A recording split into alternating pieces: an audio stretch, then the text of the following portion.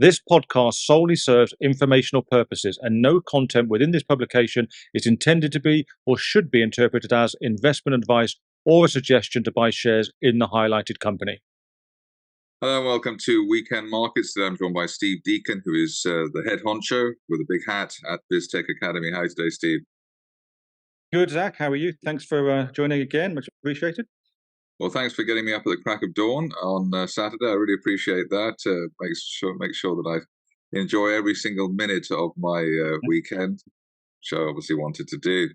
Um, right, the horrible end to the week on the FTSE. Well, not that horrible because we're used to this after 20 years. But I think 7360 was the number of the beast.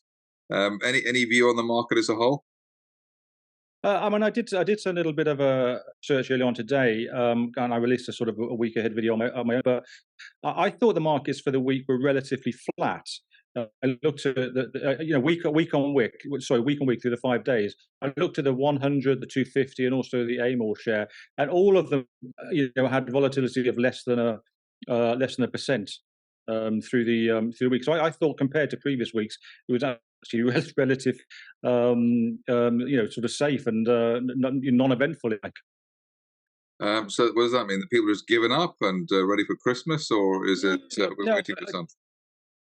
No, I don't know. I mean, I personally think that we had the week before last, we had the couple of interest rates, right? So we had some concerns around that. That sort of softened a little bit this week. There was no economic news. I think we had UK GDP Friday, right, which was a little beat, but there was nothing major out there. And so I think just last week was a little bit, just a little bit of the sort of calm after the storm of the interest rates. But I also think, and I may be wrong on this, but I also think that we're starting to turn a corner. I know we had a little discussion last week. Unfortunately, we couldn't get a video out due to technical reasons. But I said then that I think that we're starting, I hope, move away from the bear into the bull. I mean, the interest rate decisions are going to be the big drive when we go through December, but there is, an increasing view that interest rates stay put, and if they stay put, then there'll be a bit more stability. I think if that happens, the dollar will slightly go down. Indices, equity indices are showing some improvements. The VIX has come down massively. I'm not sure if you noticed, but the week before last, it came down. I think it was 28%. Something. It's below 15 now, and as you know yourself, we tend to follow in the UK what's happening in the US. So if that starts to change, then maybe this is just a little bit calm as we start to turn the corner and go back upwards. I know that you have a view that seasonally anyway, the sort of November February period is tends to be relatively bullish, right? Yeah. So last week's recording was legendary, and in fact, it was so legendary that nobody will ever hear it. It was literally audio gold. But unfortunately, the video didn't come through. I would obviously blame you but it was literally. I think people, if they'd listened to it, they would have made millions. But it's just one of those things. Maybe one day a bootleg version will appear, and people will realise. I do have the audio. I do the audio the audio version. So maybe in 10 or so years, it'll be like the new Beatles record. We could just That's release right. it at It's exactly, yes. It'll be. We'll use AI to recreate the video yes. of us talking to each other. Holograms of me and you. No, they can actually they can do that. They can have our heads and the lips moving to the audio. So I think we might do that. If anyone wants to buy it, it'll be £1 million. But last week I said that I looked back because when I had nothing to do, which is obviously very rare, but I had nothing to do a few weeks ago, and so I just looked back at the FTSE each year between November and February, because we were sort of in September, October, so what's going to happen. And I reminded myself that actually the best time to buy in the stock market is just at the beginning of November. Historically, this is going back 20, 25 years, and I couldn't be bothered to go any further.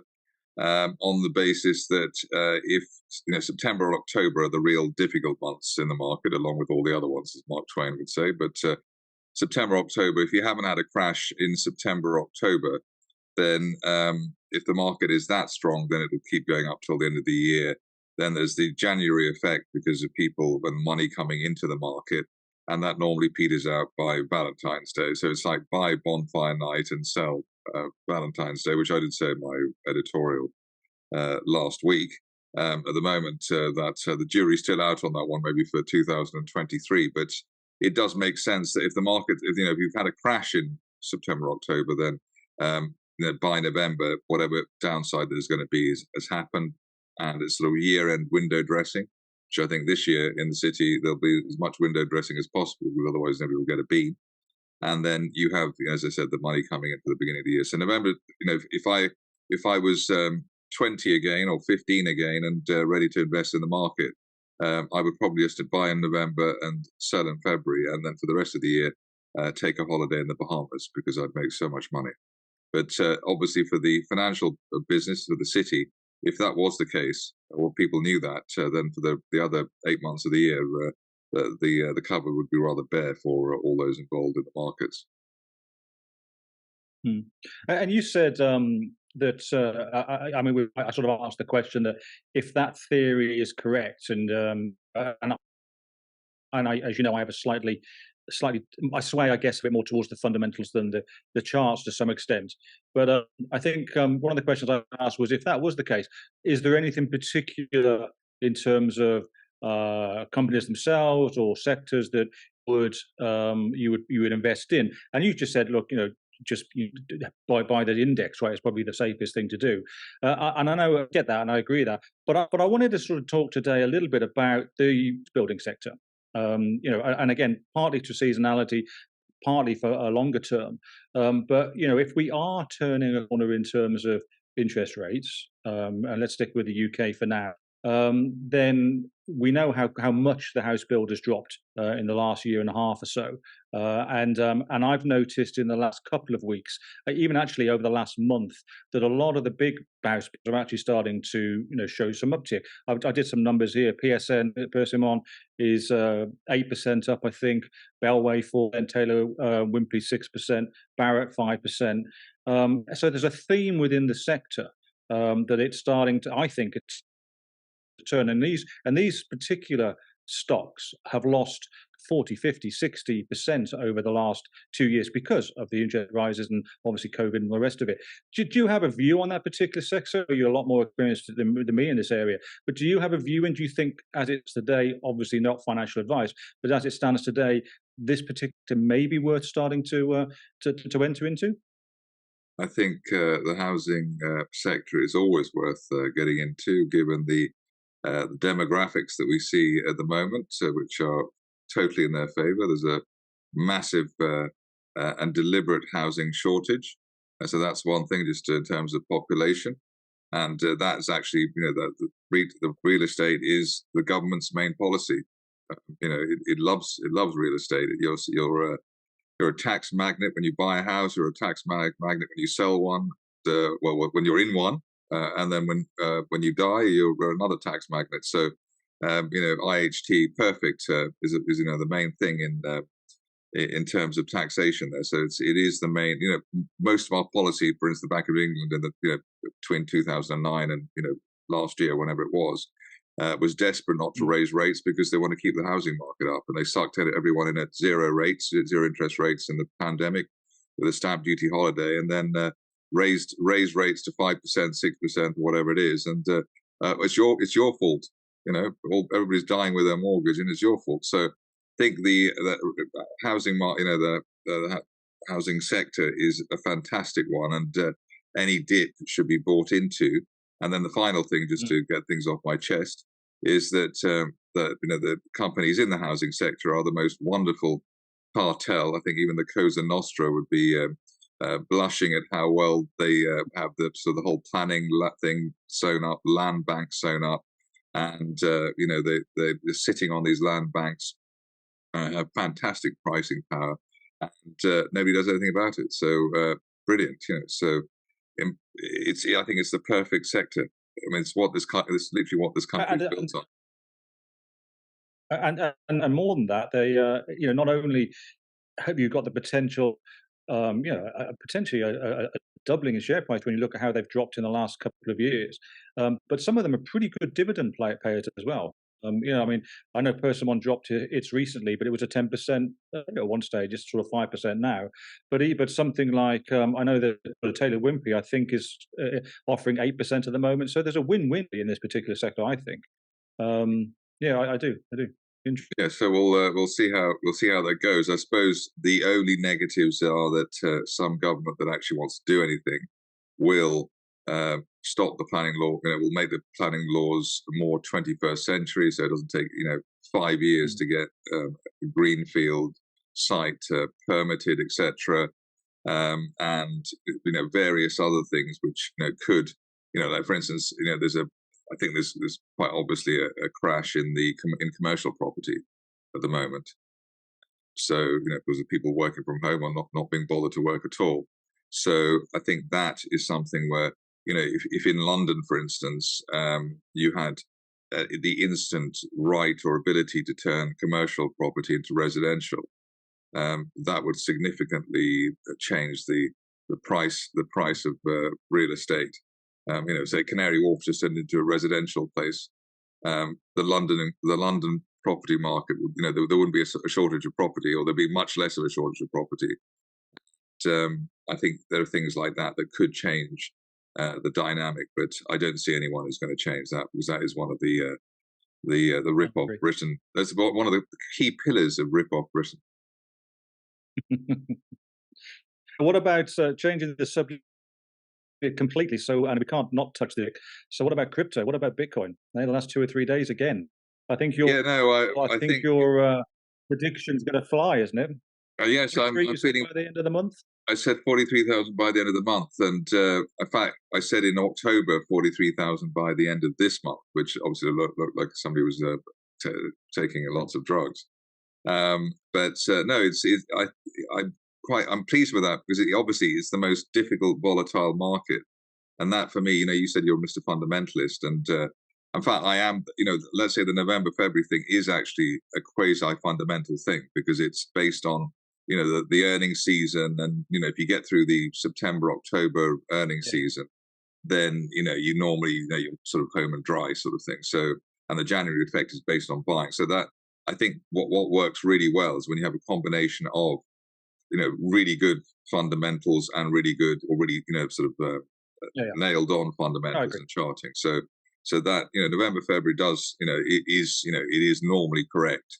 And I would almost say if you buy in November and you sell in February and you haven't made any money, well you've been pretty unlucky. So it's almost like that. So in terms of Bitcoin, I think it's all on that ETF speculation.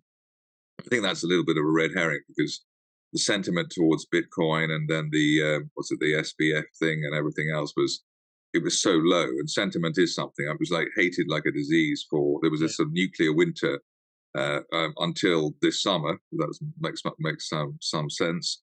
25,000, etc. There was smart money buying it under 20,000. I think that the company NFT played a blinder with that, and is flush with cash now, even more flush with cash. And obviously, even though Yeah. NFT bought into crypto under 20,000, the share price is not, it's gone from like 1p to, I don't know, 2p to 3p. It hasn't gone from 2p to 20p. Mm. That's how rubbish the market is. We're just not pricing, and this is a separate point, and probably also to get this off my chest. The market's just not pricing things properly at all. It is ridiculous. When you're down, you're over on the downs. You're over hit, obviously. But when you're up, Mm. you're just like, all right, well, great news. You go from 3p to 3.25p. Well done. I mean, it is madness. It's we do have a broken market, and I think this was never, from my memory of the market, from well, it started when I was 7, but I wasn't big on the detail there at 73. But from the late 80s onwards, or the mid 80s onwards, I've never seen a time where there was good news, and the shares, Nothing even happening. in a bear market, let's say that thing with Upland, which was obviously the comedy moment of the year. The shares were at 3p, and there was a bid at 14 and a half. In the old days, they probably, it's an RNS. It's been vetted by, all the legals and everybody else, and the FCA and all those wonderful people, right?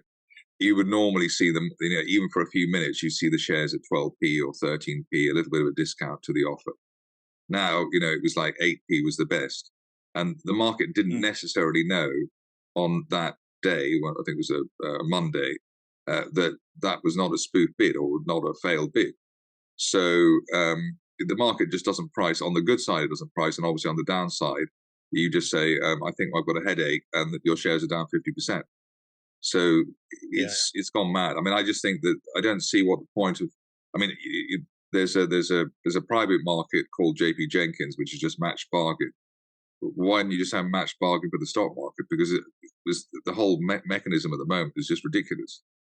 Doesn't make any sense. But obviously, at the same time, if you know your stuff, if you know your onions, then you'll see that there's a profits warning or something like that. The shares are 5p and they go to a half. Well, probably they should be 2, so you buy them at a half. That Yeah. that kind of thing. So um, it is a bit of a disaster. But in terms of crypto, it's still the sort of the rebel area. And I've seen that people are actually gingerly getting back. So it's not just Bitcoin, but it's other coins. And it's like we're coming out of that nuclear winter that I said. And I think it's great because it's still, even though it's hated by the authorities, it is actually a proper market with proper pricing and things like that. 37,000 on Bitcoin. You can bet your bottom dollar that's where it should be. Whereas you have a mishap at Diageo and they mark it down 10% when it should be down 2%. That's what I like about Bitcoin. That it's actually it's genuine. Gold has been at 1900 or 2000 for the last X years. And it's a ridiculous level. It's not. It's just that's completely fixed. I mean, there's no way it should be 2000. It should be at 3, 4, 5, maybe even 10. It would. And the time I knew Bitcoin was a buy, which was a long time ago when the Bitcoin price went over the gold price. So I thought, the Mm. value of hot air is greater than the price of an ounce of gold.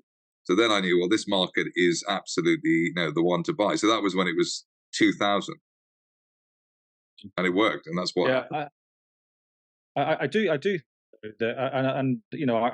think from a Bitcoin standpoint, would say that it's if the market is saying it's worth 37, it's worth 37,000. I sort of agree with you that in terms of Bitcoin, there are obviously thousands and thousands and thousands of different currencies and tokens out there, and coins and tokens out there.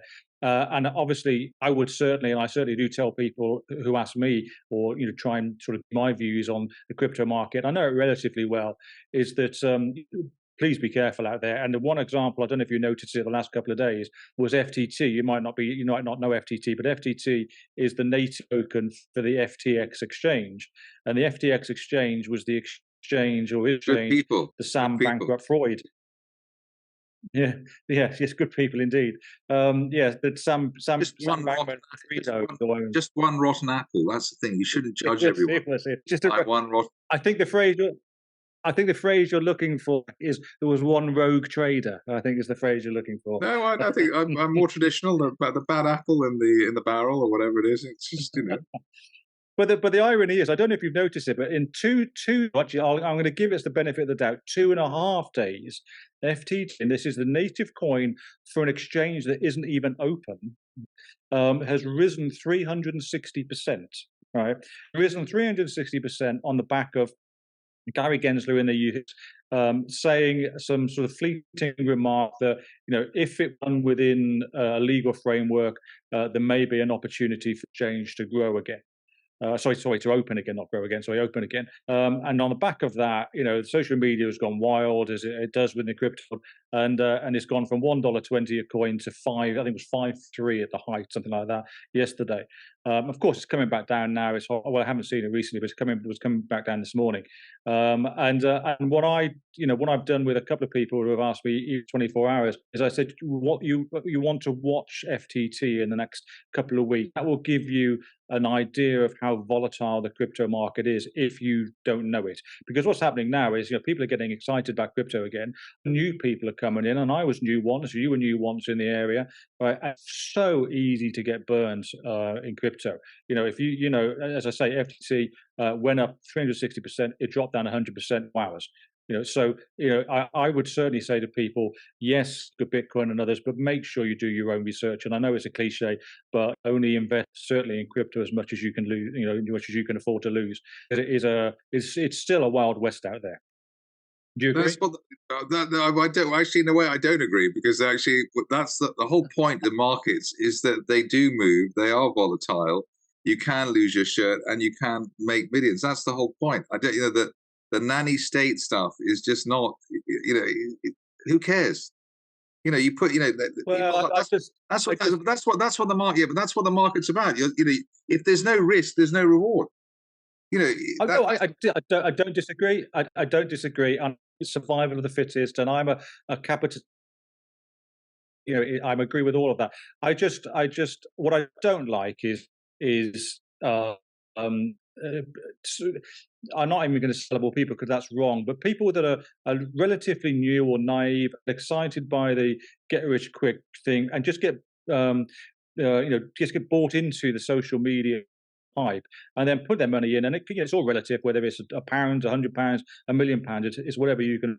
But a lot of people do it, more than they can afford, and they even do it at margin, which is bloody stupid. And I just think. I think we talked when we did the initial interview with me about the channel. One of the things that I do think that commentators like myself and yourself do have a responsibility for is to at least give some sort of maybe warning or conscience to individuals that are experienced as others. That's the only point I'm trying to make. But I do agree, it's survival of the fittest. It's a market, and if you lose your money, then you've got to do research, right? Yeah, but I think, I mean, Yeah, there's my no, venting. no, but this is something, I mean, literally, you just touched on it now. It's like there are warnings everywhere. I mean, literally, where it's completely, it's like people have got an IQ of 3, and I go outside, and I'm just about to cross the road, and then I hear this turning left, turning left, turning left. There's a lorry in front of me or something like that. But I mean, it's literally, or you go outside, warning, you might get rained on. I mean, we're not far from that now. There's a warning, there's a cloud in the sky. I mean, it's literally idiotic. It's completely idiotic. And that's why we're completely, in a way, we're doomed. We are doomed.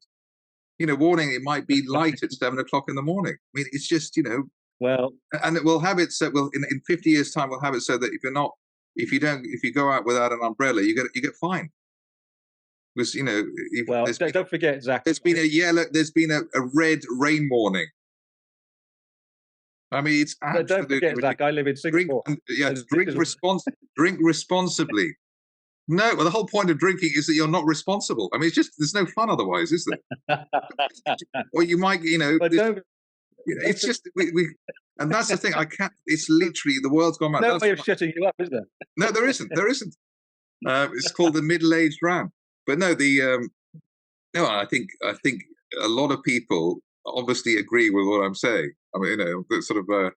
I suppose it's a bit like a better version of Cruella, whatever her name is. Where she's supposed to be she's allegedly voicing the opinions of the silent majority, that kind of thing. But I'm in less controversial areas, but the nanny state and the sort of cotton wool stuff and everything else, it's just gone. It has gone mad. Don't forget, Zach, that I live in Singapore, and this has got 10 times more rules than the UK. In fact, but say that, and this is going completely off topic in terms of if you drop chewing gum, if you spit out chewing gum, you get arrested. Yeah, well, you'll certainly get a fine. But the interesting thing, and this is completely nothing to do with investment, but it's an interesting story. They have a lot of rules here for sure, but they're also quite humane, right? So, for example, they still have a rule for where people can get birched, so people can get whipped, with a cane. If someone does graffiti or something, they might get 20 lashes, right? Absolutely right. And absolutely right. I hate.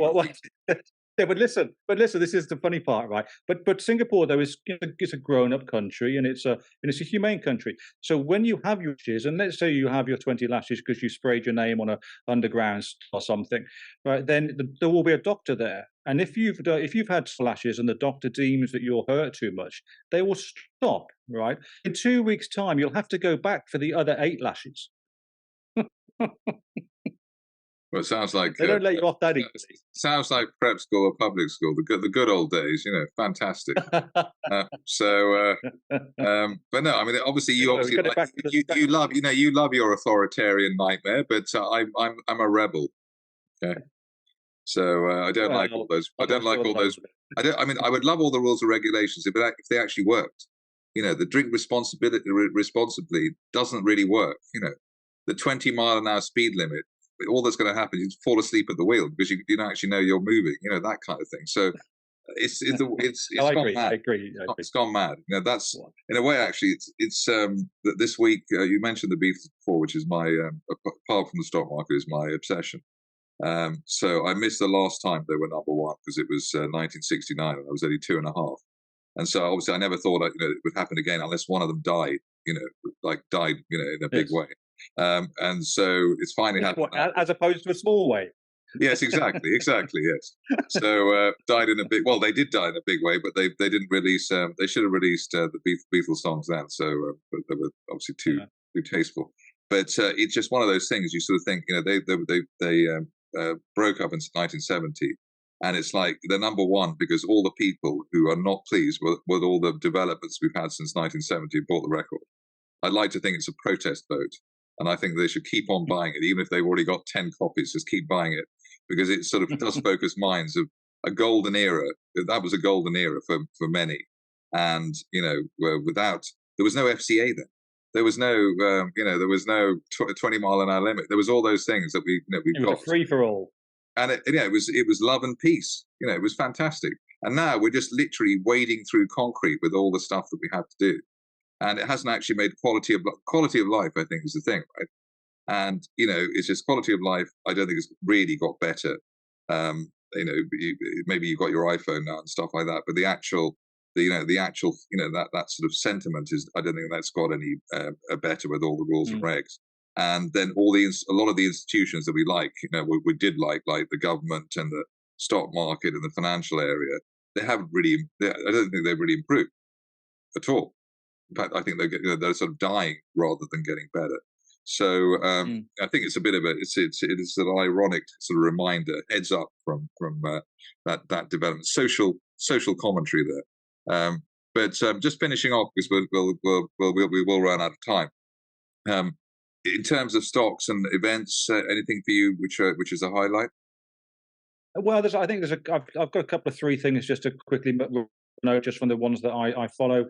As usual, there's ongoing saga with Premier African Minerals. I think last Friday, so a week before Friday, the 3rd of November, there was an RNS that shed some doubts on their ability to deliver to CanMax by the end of November, or the 25th of November, I think, is the deadline date, which has thrown their share price into a bit of turmoil. There is some was some rumours that there was going to be an interview with Mr. Roach and the CEO of Stark Resources in Madison last week. That didn't come to fruition. It may come to fruition. I'm not sure that that's going to add a lot of value. The next news for Prem, I think, is going to be the next RNS, whenever that is. But it's just looking possible that they will miss the shipment and then have to pay $1.5 million to CanMax, and that would will be a negative effect, certainly in the short term for Prem. I'm still Do they have long term. do we believe that they have the money for that? Well, the interesting thing is that the last RNS also announced $2.5 million share raise. They which basically pay the latest bill for Stark Resources. Now, this is something that wasn't known. It was stated back at the back end of August, but there was also a subsequent RNS that, in my view anyway, negated that because CanMax bought $5 million worth of new shares and therefore gave another $5 million. So I do think they have the cash for the first payment, a personal view.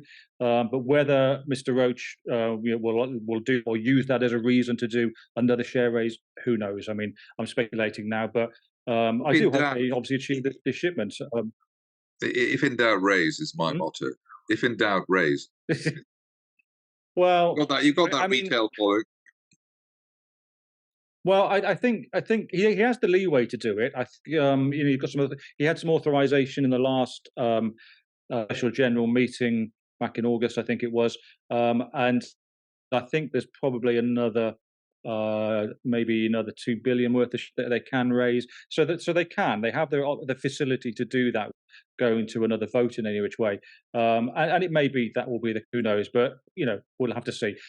But next week will be interesting, and then the following week, which I think is where we get to the 25th or somewhere around there, will be the day. There's going to be a lot of volatility, I think, in the Prem share price going forward, and more downward pressure. But again, potential opportunity to get in at a good price. Next week is also really interesting for Coal Minerals. They completed their funding with Hanan for $175 million a couple of weeks or so ago, and their expectation is the funds will be received in the UK entity's bank account by the 15th of November, which is Wednesday.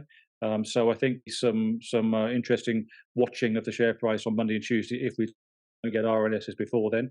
What it will do if we get an extension, which could happen, that they say the money's not there at the moment. It's going to be sort of kick down the road, if you like, another couple of weeks. I don't know. I mean, it's interesting, but I think the money will get there in the end. So I don't think it's going to have too much of a negative effect in the term. But it's interesting to watch, and there'll be a bit of pressure there. The only other thing I wanted to say is just a quick congratulations, actually, to Jay Hua from Marula Mining, who listed Neo Energy. I think yesterday or Thursday, and good luck to him and the team. Well done for all of those too, and good luck to Neo Energy. And that was pretty much all as update from the companies. Yeah, I did actually meet Jason and Quinton yesterday for a quick coffee. Quentin, yeah, Quentin. Yes, and very well, obviously walking on air after the IPO. But thank God there's somebody actually ringing the bell at the stock market. That's it's Yes, indeed, indeed. a brave They move. let us take it out of the cupboard. Exactly, it's a brave move, and I think they're in the right area at the right time. Uranium is the hot thing at the moment. It is proper clean energy, apart from Sellafield, and so it is something which is a logical thing to do. And I think in France they have much more nuclear than we have. We obviously like fossil fuels and importing stuff and everything else. So that I think is Yes. fantastic, and maybe it's something of a turning point, with my November February thing and other things like that. But I think sentiment is still pretty weak on the market, and that is something that needs to change. But obviously, like crypto was 3 months ago, people hated it Yep. and thought it was all over, and now it's well up. So the sentiment, that sort of negative sentiment, it is getting to sort of record or extreme levels. So that's that. But hopefully next week will be a better week. Hopefully this will be recorded, because we can't have two legendary video podcasts bite the dust. And we'll speak next week. But yeah, I think just before we go, Zach, just because it is the first one that's going to be broadcast, I think we agreed, and just for the audience, that we'll be releasing this ideally Sunday mornings right early. So hopefully before they're out of bed, they can log on to their laptops and view this when they're making their coffee or whatever the case may be. That's the idea, right? Yeah, that's the idea. Yes, the idea is that I get up on the weekend. I get up actually earlier than I do during the weekdays. Thank you very much, Steve. I think that's a really good arrangement, and I'm looking forward to that. My pleasure. Okay. All right. Thanks, Zach. And I'll see you soon. Goodbye. Cheers.